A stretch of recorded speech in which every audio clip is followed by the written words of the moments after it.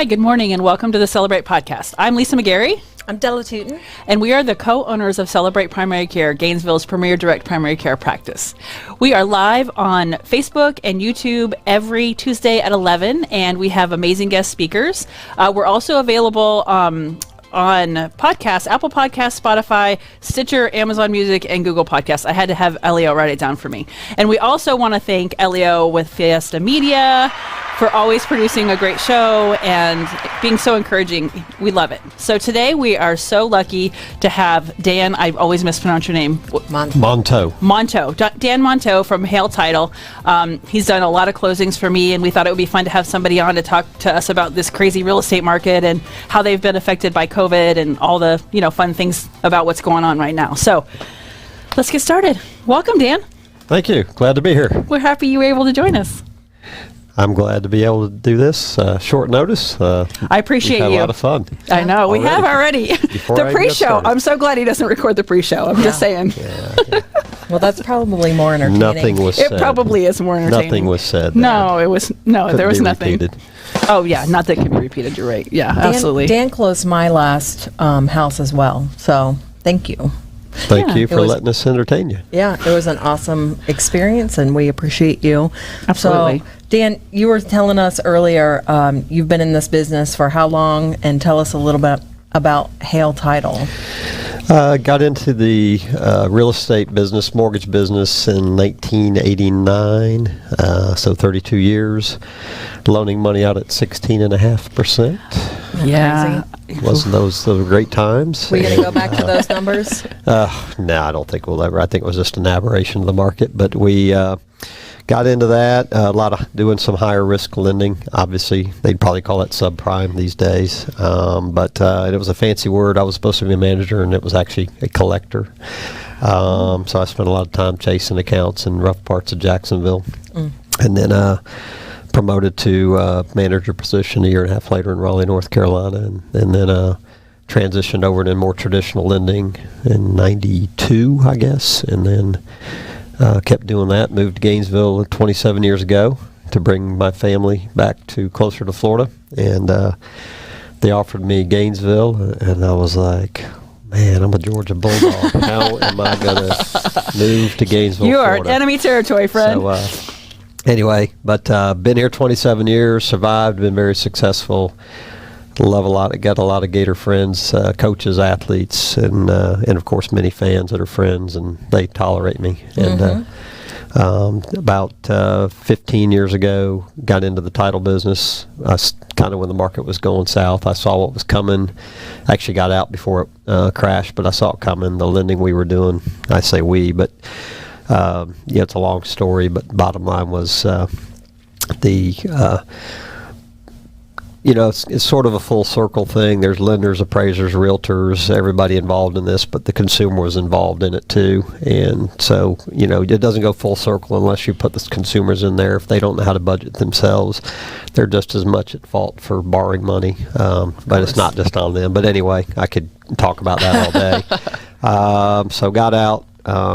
We were just pushing a button to get the loan approval. I just didn't think it was very challenging anymore. And so I was frustrated with the closing process with a lot of the places that I was doing closings at, attorneys and title companies, and felt like I'd bring some of my lending background and bring in a lot of customer service things to the table, and started one company, and we were number one within 3 years. Took a company that was at ground zero, and then bought Hail Title on the verge of closing their doors, and 3 years later we were number one and been there ever since.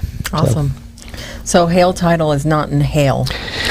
Not anymore. Now again, that's all part of the market. Nothing against Hail Plantation, but it's a very difficult place to find and navigate. There aren't any attractive options to get there. You got to go through Southwest 91st, which is a pain. Tower Road or Archer Road, and none of them are good options. And once you get in there, the Village Center is very confusing, and the parking's not very good. And at that time, really the more important thing was all the real estate companies that were located there had pretty much shut down to maybe 2 offices with 3 or 4 agents. So it really was an attractive location. The northwest side of town was where all the action was, and so the day we closed, we packed a truck and took everything up to the other side of town.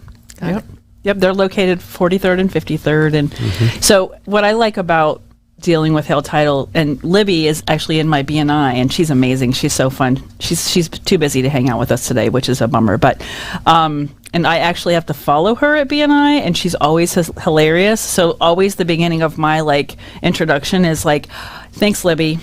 This is Lisa with Celebrate Primary Care," because she wins. You know, she wins for the best.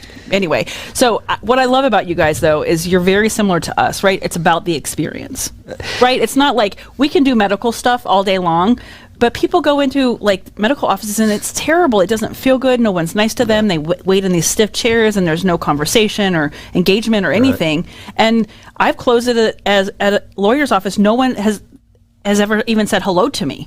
Like we close and sign papers and no one's actually had a conversation. So that's what I love about closing with you guys. I want to do a closing one day and say, I'm sorry, you had a 10 o'clock appointment, so we'll be with you maybe around 11:30. Right. So, no. we can't do that in our business. It's obviously very customer service focused. Again, everything we bring into our system is related on making it a great experience for our customer. And of course, I can't top Libby with her entertainment she's great. value. She's amazing. I am strongly disappointed every week when she doesn't bring the belt back. It's because she wins too much, and she now. I don't even know what she could do. She's so funny every week that she would have to do something completely outrageous to win because the expectation's high. So she could like tone it down for maybe 2 months and then bring her best game, and then she'd win. But she just brings her best game every time, and it's unfortunate. I was going to say, I don't think either of us know how to tone it down. Yeah. So anyway, I true. tried to top her with my makeup comment last week, so that's about as good as I could do.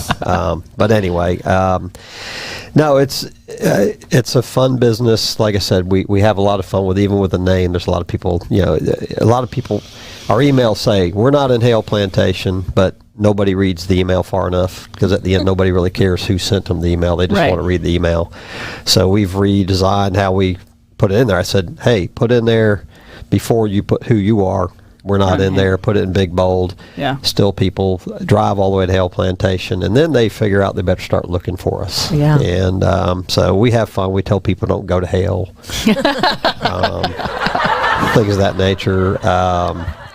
But again, because a lot of people go through hell through their process for various reasons. It could be, buyers and sellers that don't like each other because of the negotiation process, or it could be a real estate agent that they weren't happy with, or sometimes it's the real estate agent on the other side that they don't have a relationship with.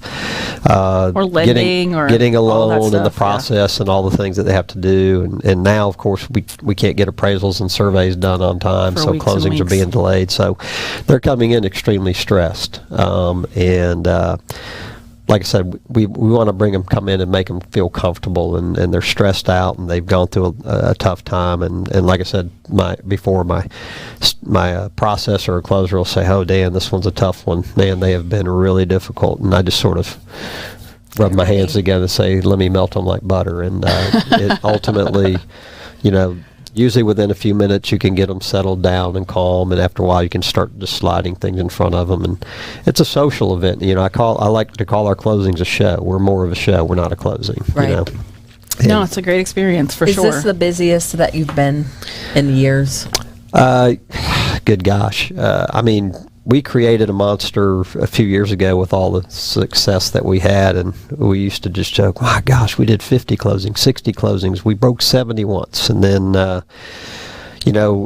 COVID broke out, we were really nervous. We thought, man, we're done. We're shut down. No, it went crazy. And for about 30 days, we had a huge drop off. And I thought, man, here we go. We're going to be, I'm going to be laying people off. And then things just went crazy, and it's been nonstop. We shattered our all-time record. We had 853 closings last year. Wow. So, that's over 80 a month. That's awesome. So we're 70 a month. Terrible with the math now. But anyway, we broke 90 once. We broke 80 twice last year. Wow, that's amazing. And congratulations. This year we broke 80 the first 3 months of the year. So that's it's just fantastic. It's busier this year than it was last year. So. When there's not even inventory, so I don't know how the heck you're busy. Well, and that's just, I mean, again, I think it's a tribute to what we do. You know, obviously we're getting our share of the market, and if there's no inventory and sales are down to a degree, and even refinances are dropping off, but the deals are coming in. I think again, it's you know, it's not me. I just have ideas. You know, I feel like I do a good job finding the right kind of people that could come in and fit with us and mold with us and be as crazy as us. You know, I have a sign that says, "You don't have to be crazy to get a job here. We'll train you." That's cute. And so you find the right kind of people, but then you have to have a philosophy and idea. You have to get people to buy into it. But I'm just again. I'm a very competitive person, as both of you know. I like to be number one, not necessarily in the numbers, but I like to be number one in what we provide. The experience. The experience, customer service aspect. Because if you're number one there, the rest follows. The rest follows. You know, you can't be chasing the money, but if you do a good job, the success comes with it. Absolutely. And so we have a lot of fun, and like I said, we're very focused on the customer service. You're bringing the right people, but you know, to me, I sort of call us the Chick-fil-A of the title business. You know, I grew up in Jonesboro, Georgia, where Truett Cathy, who started Chick-fil-A, is from there, and met him when I was a kid, and just always admired him. And he demands excellence. Yeah. And they're a great model. He for sure. He always had a work ethic about him, and I just believe I'm not a business owner that says, "Hey, you know, you guys got it. I'm going to be out playing golf or going fishing or anything like that." I feel like I have to be example to my staff. I don't want anybody to outwork me or out hustle me, so I feel like I have to be the example as far as my work ethic. And then at the same time, if you demand excellence and you're an example of that excellence, then your staff will take on those traits. You know, there's not bad employees, there's bad management, there's bad leaders. Sure. Absolutely. How many staff members do you have? I've got 5 now. There's me, Libby, Carlene, and Charlotte, and Carol. So, looking for somebody. Talking to a few. We're looking for another processor and closer. Okay. We had an employee take an opportunity elsewhere recently, and so we're looking to replace her. Ideally, someone with experience in your field. Obviously, someone who's already doing this would be our first choice. Someone who has some real estate background, whether it's residential lending or a real estate agent, would be someone to bring in. Obviously, you're dealing with a learning curve. You know, it's a good and bad. You bring somebody from another company and you don't know what you're getting, and you got to sort of retrain them. You get their bad habits from where they were, or you can bring somebody in who doesn't have as much experience, and you can sort of groom them and not let them learn any of the bad habits. Okay. How would they reach out to you? They can just email me. Okay. dmonto@haletitle.com. I've gotten some messages through Facebook. Apparently, there's an app on there that you can apply, and I didn't know. Apparently, I just posted on our Hail Title page, and apparently, I don't know if they have somebody that watches that and happens in the background. And next thing you know, I just saw this message, and it was somebody's resume, and I was like, okay, I didn't know this was. Nice. I didn't know that was there. That's cool. It's like magic. I find like once in a while I get these weird messages that pop in through like a Facebook Messenger, but it's like through some other, and it's like from months ago. And I'm like, I didn't know I had a message here, but that's what happened to me. I had one that was like 7 days old, and I felt bad because I was like, I didn't know it was there. Yeah, they don't do a good job alerting you. If you don't look in a certain place, you don't know it's there for sure. So we talked a lot of business. Right. Let's talk about Dan. Let's talk about we got all day. Your track star. Can't wait. Your track star. We didn't hear about that. Your camping that you love to go with your wife. I don't know what you do for fun. All the things. Tell us. My wife and I both ran track and cross country in college, and that's where we met up in Jacksonville, Florida Junior College, now FSCJ, and we both ran there, then from there, we went on to the University of North Florida. They had a brand new track program, and we had opportunities to go to some other schools, and we just chose to stay in Jacksonville and went to UNF. and we're on scholarship there. My wife, of course, had a better track record in the younger days because she was on back-to-back national championships in cross country and JUCO. Wow, that's so they were really good, and then I had a pretty good career myself. Waited till my last year to really excel, and so fast forward many years later when my kids decided to start running track and cross country, and I said, and I ballooned up to a weight that I don't want to talk about 10 years ago this year, and so I started running just to get back in shape and lose weight. Next thing you know, I was running some pretty quick times, and a friend of mine said, man, you need to jump in some of these races and run some of these Masters Nationals. And so I jumped in. I've run 4, I won 2, and finished 3rd and 2. Wow, so cool. Love it. What do you run? Are you a short distance, long distance? What is it? Yeah, I'm a miler to 5K guy. I never really liked the longer distances. I did one marathon actually 30 years ago this year. I'd done multiple half marathons back when I was in college, and I was running the miles to, we were running 70 miles a week, and so we were in better shape for that. But I've always enjoyed the mile to 5K. The mile is my favorite. It's a lot of strategy. What's your time on a mile? Back in the day, 4:12 in college, so which is not very impressive by any means, especially in today's world. But and then I ran a 14:27 5K back in those days, and then and then more recently, I ran when I was 48, I ran a 4:29 mile. Oh my gosh. And then, okay, it's impressive to me. Mine's like 11. Yeah. It's impressive.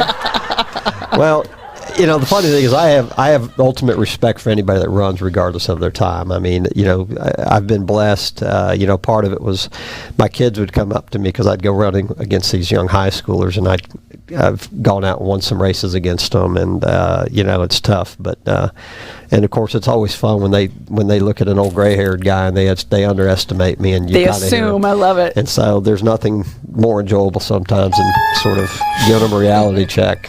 Awesome. I've had a lot of teaching opportunities with kids where I had a race where a kid was being sort of lifted up on a pedestal by his running mates, and they were just kind of like, you're gonna, man, there's nobody here. And I was like, oh, okay, here we go. He doesn't know me, so it was sort of challenge accepted. And after about 2 miles, I took off and left him and kind of went up to him, because I told him before the race, I'll try to keep up with you. And then when the race over, so I tried to keep up with you, but you just you didn't go fast enough. So anyway, but he ended up going on. I gave him a lesson. I said, look, I'm just going to tell you one thing. I kind of don't ever underestimate your competition. You don't know. And that's kind of like in going back to what we do, for one last sales pitch is that complacency breeds failure. So you can never become complacent. You can never take, like I said, we've been doing so well so long, but we constantly are looking for ways to improve or tweak or tune up the engine, because I like to see what other people are doing and study what they do, and then take what they do and do it better, whether you want to call it stealing an idea, but take what somebody else does and improve that. And in the meantime, if there's another smart business owner out there, they're going to be looking at what we do, and they're going to be trying to take what we do and do it better. So if we're not constantly trying to evolve what we do and make it better, then we're going to become complacent, and then we're going to wake up one day and the titles aren't coming in, and we're not in business anymore. Yeah. You got to stay on top of it. Yeah. Absolutely. Constantly. Yes. So tell us about camping. Well, about 2.5 years ago, we were looking at beach condos, talked about, having a place at the beach to retire one day, and the prices and all the work that needed to be done. I was like, how we're going to pay $300,000 and have to put another $50,000. These are condos that people hadn't renovated since they were built in the 70s, and then we felt like we're going to be locked in. And then if we put it in a rental market, who knows what? We can't just we can't just pick up and go for the weekend. Yeah. So, I was never a camper growing up. We were Holiday Inn campers. We go to places, and our friends would camp in the campground, and we would have the cabin or the hotel on the other side of the creek, kind of a thing. And so my wife talked me into it, and I said, all right, well, we'll give this a shot. And so we bought a pop-up camper and got into it, and I was like, wow, this is a lot of fun. Yeah. So, I mean, tent camping, no thanks. I'm not a tent camper. But we had an air conditioner, which was nice too, and it had king size beds, so that helped. And we really enjoyed it. And we just started going to our only requirements. We got to be near water, the beach, a river, a lake, or something of that nature. And so, last year we upgraded to a nicer camper. And you guys were in Flagler recently, right? 2 weeks ago, we were at Gamble Rogers in Flagler Beach. Love that place. Right on the beach. It's beautiful. Nice. And, Yeah, it's gorgeous. This weekend, we'll be at Salt Springs. Cool. Salt Springs is nice So too. when you go to the water, are you surfing or kayaking or any of those? A little of everything. I'm trying to actually learn how to fish. Yeah, I've never been a fisherman either. Obviously, I'm still trying to master golf and the patience that goes with it. And it's a lot of patience with fishing too. yeah, fishing's the same way. And I want music and I want conversation. And serious fishermen don't want either. Right. And I don't have have this battle in my house, so Yeah. just so you know. Yeah, my idea of fishing is going to a stocked trout pond and Right, catching pulling about 10 fish in about 30 minutes, And then I'm packing up, going. and you're heading home. Yeah. So, That sounds just like me. yeah, This I'm- must be an entrepreneur thing. Yeah, a little high strung, just in case you haven't noticed. But so I'm learning how to be more patient. So I'm trying to learn, and so far 2 adventures, and I've caught more trees than fish. But anyway, doing that, my son and his girlfriend will bring their kayaks and meet us some places. They'll probably be out this weekend. My older son will come down and join us every once in a while.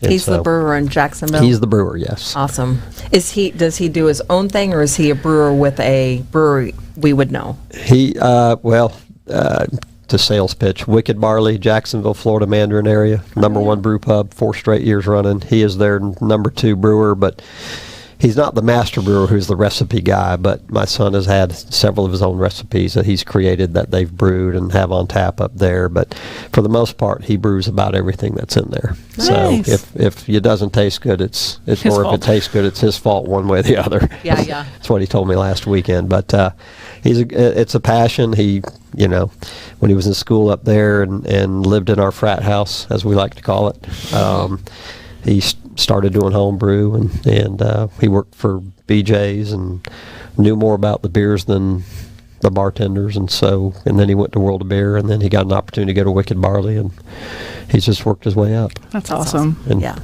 it's a passion that he's good at. So Very good. And your other son is where? Drew is down here in Gainesville. We all went to UNF.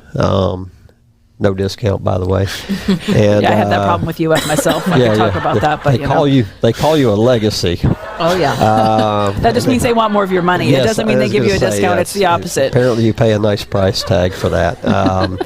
And then, and he transferred, got into UF for PT school, so he's got about 1 more Nice. year, and then exciting. he'll be a physical therapist to take care of his old man. That's awesome. Do you and your wife still run? We both run. She thinks I'm crazy for coming back out of retirement, but I kind of did it for just to get back to that. I did it because I kind of once I started running, I sort of had some old scores to settle. Part of me was I said I waited till my last year to really sort of blossom, and then of college, and it was over. And I felt like there was so much more that I could have done if I had used my talents to better it back in that time. I had all the talent in the world and just sort of didn't take advantage of it until it was almost too late. So I sort of had some scores to settle and prove myself. And so I know the master's level on this is not as attractive as the younger people running and going to the Olympics, but it's still pretty cool to go out there and accomplish something like that. And so and then I would look for people that there's still other old guys like me that are still running to some degree, and I would literally look for races and find guys that I never could beat back in the day, and they're still You're racing. so You're funny. looking for them. And Hunting I them would down. literally hunt them down and see if I could find a race they were going to and Oh look my for gosh, them. And, Dan, you're and the it'd best. be like, you're done. All right, got you. So. Keeps you motivated. That's Yeah, awesome. so, I mean- Did you let them know I beat you this time? Of course. Yeah. Yeah, I was going to say, he's so competitive, he would not stop. I bet. Oh my Of gosh. course. I mean, one of my high school nemesis is, he won 3 straight state champions in the 2 mile cross country. He was really good. He went to Georgia Tech, and And I could never beat him in high school anywhere close to him. I wasn't really that good in high school. So then in college, right here at UF, he came down from Georgia Tech, and I passed him going up the hill, but coming down the stretch, he outkicked me, and he beat me by like 5 yards. It's like, man, I thought this is it. This is it. And then 30 years later, we're up in Charlotte, North Carolina for the Foot Locker Championships, and I saw he was there the previous year, so I literally went up there, and my sons were running it too for the high school piece, and I looked him up and said, I hope he's there, and I ran into him right before the race, and when the race was done, I beat him by about a minute, and I went up to him. I said, it took me 30 years to beat you. That's awesome. But he just gave me a big handshake and just laughed. Thought it was great. So Yeah. Cool. That's pretty fun. That is pretty funny that you have a list. Well, I think that's probably the health tip for the week is to Find your passion. Find your passion, and because it's an outlet and it keeps you going, and it's gives you that drive. So yeah, that's the main thing, is staying healthy and burning off a lot of stress. Yep, it works. It's That's what it's all about. Absolutely, for sure. Well, thanks for being with us today. Thank you very This much. was It was a pleasure. fun. This was a lot of fun. Let's do it again. Yes, we should. thank you. I know. But at least we'll be doing closings with you again. Yeah, I'll see you soon. Can't wait. All right, guys. Thank you so much for watching today. Again, thanks, Dan, for being Thanks. with us. We want to thank Elio every time because he's an amazing producer. He's with the Fiesta Media, so if you want to do a podcast, he's your guy. We will see you next week at 11. We've got an acupuncturist friend of ours, Carlos, with us next week. Bodies in Balance. Bodies in Balance. So we're excited about that. And we look forward to seeing you at 11 o'clock on Facebook Live and YouTube Live. And then you can listen anytime to, I think, even old ones. Elio, can they listen to older ones on Apple Podcasts and all that yet? Are they uploaded? Yes, that's a yes. Good. So Apple Podcasts, Spotify, Stitcher, Amazon Music, and Google Podcasts. So we'll see you next week. Thanks. Thanks.